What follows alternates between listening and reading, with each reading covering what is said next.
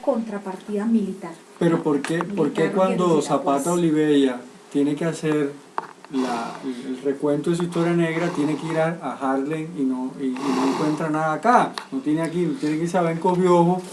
Es una idea todavía del panafricanismo, pero eso en Cuba no se da. Los negros cubanos son desde sí mismos. Y es lo que te digo, digamos, es lo que dice Nelson también. Digamos, si yo no historizo lo que ha sucedido, no deja de ser histórico. Y realmente yo creo que es necesario historizar el borramiento de la huella africana en este país, porque es uno de los países más racistas de este continente, y además de eso es una experiencia muy particular,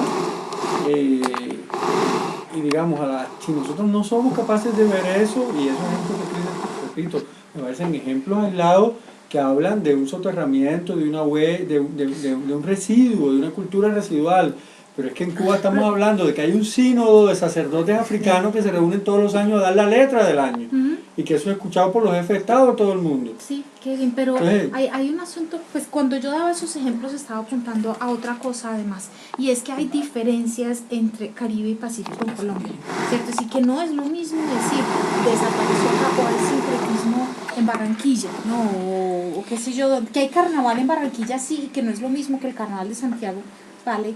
Pero eso no es igual a lo que ocurre, y ni siquiera en todo el Pacífico es igual, ¿cierto? Entonces yo estoy totalmente de acuerdo en que hay que historizar, totalmente de acuerdo en que hay que hacer etnografías puntuales, ¿cierto? Para evidenciar este asunto, pero no era para apuntalar el borramiento. Pues los dos ejemplos no tienen que ver con apuntalar la borradura, sino más bien con todo lo contrario, señalar esos lugares donde es lo más impensable que aparezca, ¿cierto? ¿Cómo es posible que este señor blanco, blanquísimo y racista vaya y busque a esta señora para que le arregle el camión, ¿cierto? O para que le arregle el matrimonio? Esas cosas, ¿no? Que son también fórmulas de aprovechamiento, si querés, ¿no? De yo te acepto si me haces este trabajo, solo para ese trabajo te acepto, no para lo demás. No me caso con vos, que mi hija no se case con uno como vos, ¿no? Entonces también eso es. Una cosa para pensar es que, muy bien también portugués, pero el autor es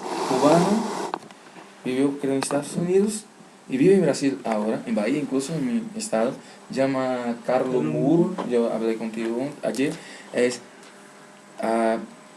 un de él que me acuerdo bien, el título es África que incomoda en portugués.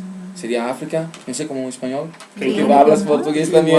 Igual. África que incomoda y sí. No sé si es racismo, no es, el título no es Origen del racismo, pero el libro él hace un recorrido desde la antigüedad hasta nuestros días. Y por ejemplo, yo me acuerdo de un término que él usa, de algunas ideas que, por ejemplo, el negro, quien creó el negro, el concepto, fueron los musulmanes, árabes, que llegaron primero, y después los europeos, principalmente los romanos.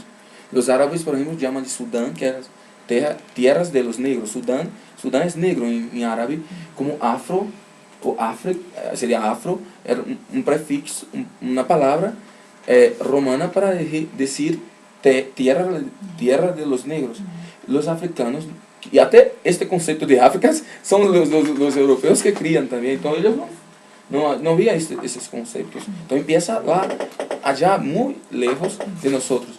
Pero hoy creo que el pensamiento es más complejo, porque así, ser negro en Estados Unidos es distinto de Cuba, que es distinto de Pacífico Norte de Colombia, que es distinto de Brasil. Y de partes de Brasil. Y parte de Brasil. En Brasil, si te vayas a Recife, ser negro es una forma. En Bahía es otra, Río es otra, Rio Grande do Sul es otra.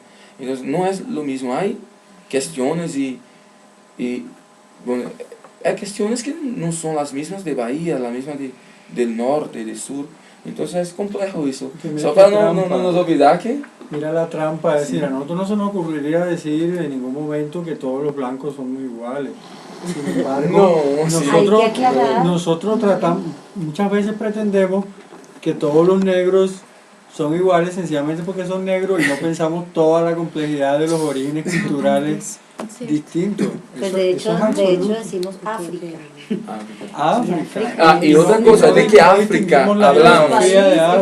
Pero yo prefiero plural, África, es porque ¿de qué África hablamos? Yo les dejo eso a ustedes porque cuando hacía una asignatura como alumno especial en la Universidad Federal de Bahía, que fue la asignatura del doctor Jacques de Pachan, que fue profe, había africanos de Guinea-Bissau, todos los países de habla portuguesa, incluso había un colombiano, un amigo colombiano de acá, de Bogotá incluso, y había de Mozambique, de Angola.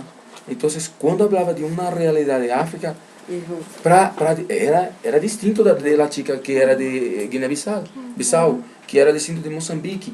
Y ahí siempre decíamos, ¿qué África está hablando? Y mira que la chica siempre a mi lado dije, bueno, ¿de qué África el profe está hablando? Que allá no son esos problemas. Hay conflictos, pero no son estos. Igual en Colombia. África, sí, pues. ¿De qué Colombia estamos hablando? Por acá están empacando. Yo quisiera dejar ahí como 5 puntos. Pues, yo quiero decir algo antes de las conclusiones. Sí, volviendo a Trujillo. Eso, yo vuelvo a Trujillo. Volviendo a Trujillo. Digamos, yo creo que no nos hemos ido de Trujillo. A veces yo me siento incómodo cuando hablo sobre temas negros, ¿no? Porque me siento el blanco hablando sobre temas negros.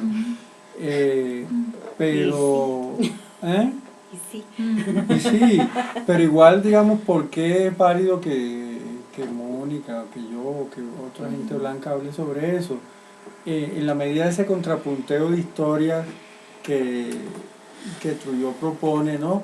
Y es como yo puedo reconstruir mi propia identidad desde pensar la historia del otro, es decir, pero desde el otro, no desde mí para yo consolidar mi posición de blanco, sino para ver, es decir,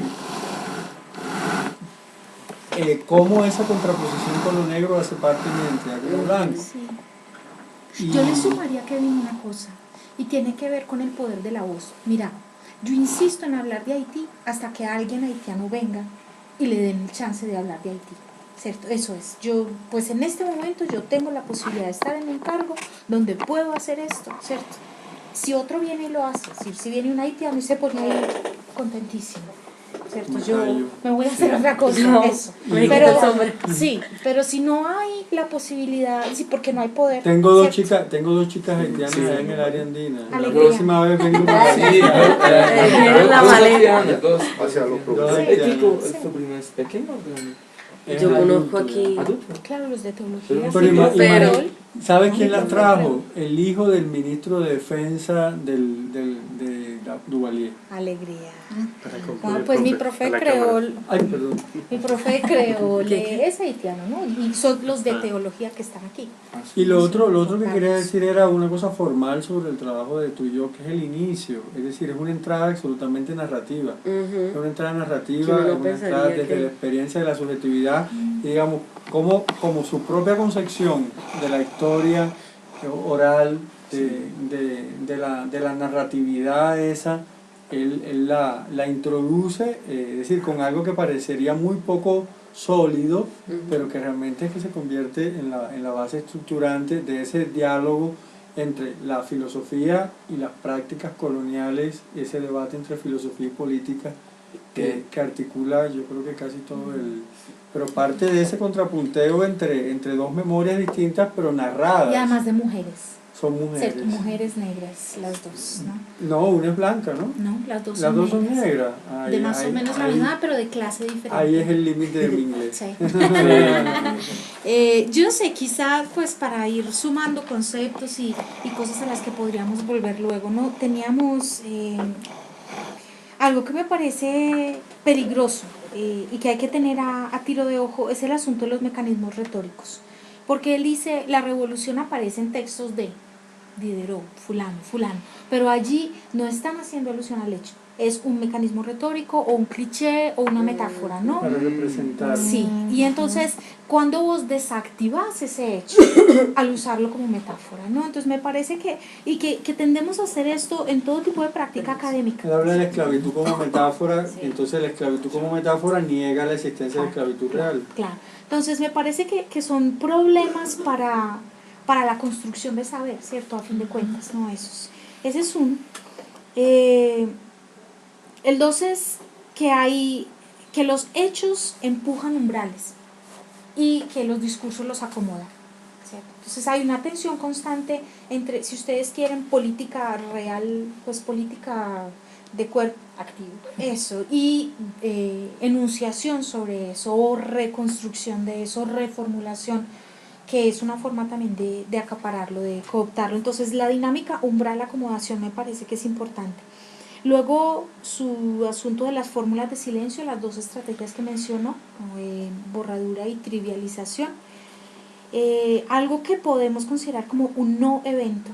Es decir, es rarísimo, ¿cierto? Que en historia uno diga hay un no evento o un no acontecimiento, ¿no? Él dijo hay acontecimientos, que es lo que haría la historia, pero para la historia que algo como la Revolución Haitiana sea un no acontecimiento.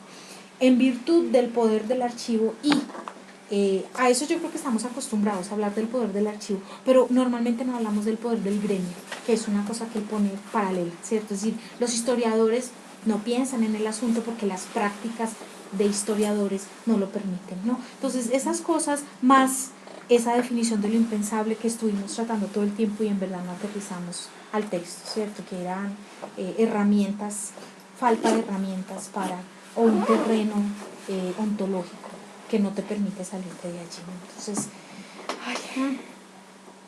leemos para la próxima vez el capítulo introductorio de Los Mil y un Caribes.